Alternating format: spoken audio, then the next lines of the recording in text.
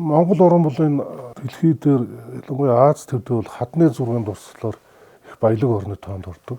Дэлхийн соёлын үед бүртгэгдсэн юм гайхалтай дурслууд Монгол алтан хадны зураг байна. Хүмүүсийн эртний зураачдын хамгийн эхлээд дүрслсэн нь бол байгаль орчин ан амьтад байгаа.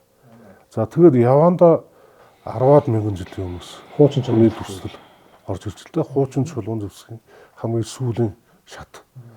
За энэ үед бол одоо нөгөө тэмээн хяруул, савхт хэрс эднэргээд амьтад бол Монголд одоо байсан баг.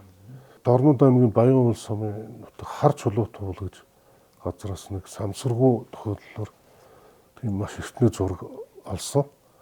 Тэгээд тэр бол энэ хурц үзүүртэй багжаар ингэж хийчиж зурсан зураг байна.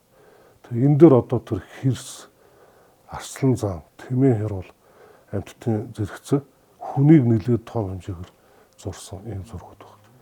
За энэ бол нэг гайхалтай нэг баруун Европын тэр агуун зургууд дээр байдаг төрслүүдтэй их олон зүйлээр таарж ирдэг.